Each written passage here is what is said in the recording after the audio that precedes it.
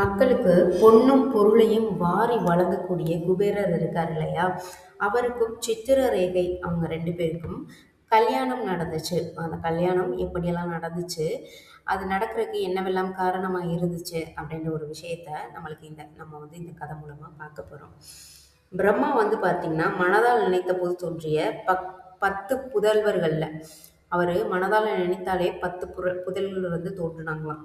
அதுல ஒருவரானவர் தான் புலஸ்தியர் என்பவரின் மகன் வந்து விஸ்ரவன்.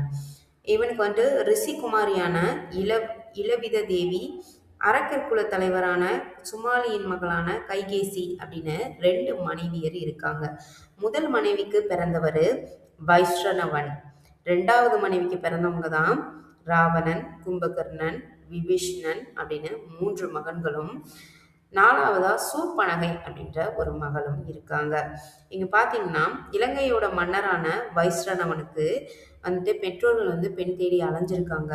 இதுல பாத்தீங்கன்னா, நல்ல தவம் செஞ்சுட்டு வந்த ராவணன் இருக்கார் இல்லையா? அவர் வந்துட்டு ஈஸியா வைஸ்ரவனை வந்துட்டு போர்ல வந்து வென்று அந்த இலங்கையை வந்து கைப்பற்றிட்டாரு.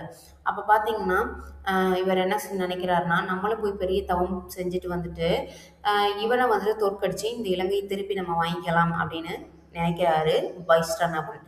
அப்போ வந்துட்டு உங்க பெற்றோர் என்னவே இப்படிலாம் நினைக்கிறான் அப்படின்னு நினச்சிட்டு, வேண்டாம் அதெல்லாம் நம்மளுக்கு வேண்டாம் தம்பி, நீ வந்து கல்யாணம் பண்ணிக்கோ அப்படின்னு சொல்லும்போது, எனக்கு கல்யாணமே வேணான்னு ஒவ்வொரு பெண்களாக பார்க்க இவர் வேணாம் வேணாம் வேணான்னு சொல்லி மறுப்பு தெரிவிச்சுக்கிட்டே இருக்காரு. இவங்க பெற்றோர்களுக்கும் ரொம்பவே கஷ்டமா இருக்கு, என்னவே இப்படி பண்ணுறான் அப்படின்ற மாதிரி.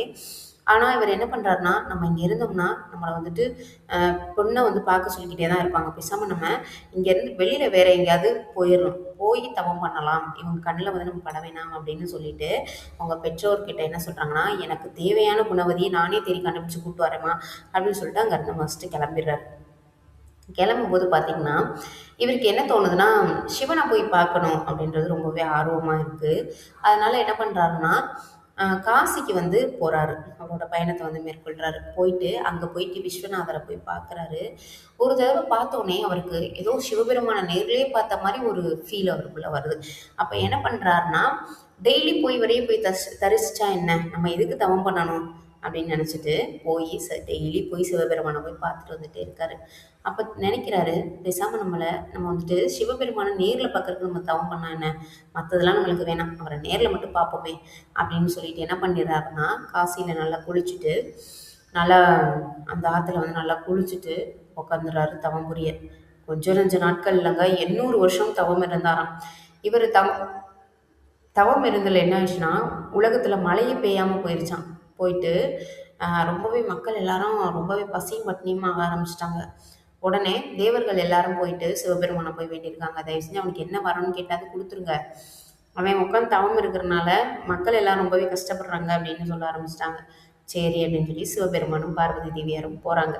நேரில் போயிட்டு காட்சி கொடுக்குறாங்க. வைஷ்ரவனா, உனக்கு என்ன வேணும் சொல்லு அப்படின்ட்டு.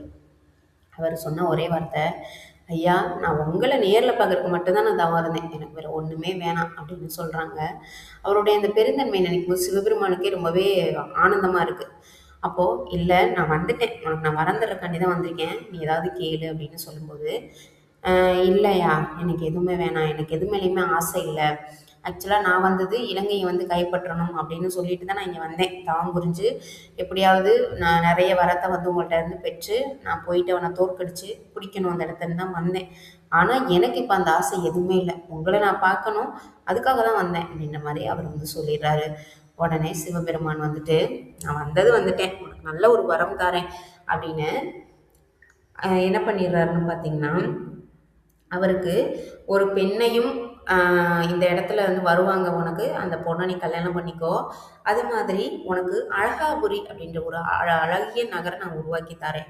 அதில் பார்த்தீங்கன்னா அந்த நகரில் நீ பயங்கர செல்வந்தனாக வாழ்கிறதுக்கு தேவையான சங்கநிதி, பதுமநிதி, மகரநிதி, கச்சபநிதி, முகுடநிதி, நந்தநிதி, நீலநிதி, கர்ப்பநிதி, மகாபதும நிதி அப்படின்ற 9 நிதிகளையும் நான் உனக்கு தாரேன். உன்னுடைய செல்வத்தில் எந்த குறையும் இருக்காது, நீ மக்களையுமே நல்லா நீ பார்த்துக்கிருவ அப்படின்னு சொல்லிட்டு அவங்க வந்து 2 பேரும் வந்துட்டு அந்த இடத்துல இருந்து மறைஞ்சிடுறாங்க. உடனே இவர் தன்னுடைய தாய் தந்தையரை தேடி இலங்கைக்கு போகிறாரு.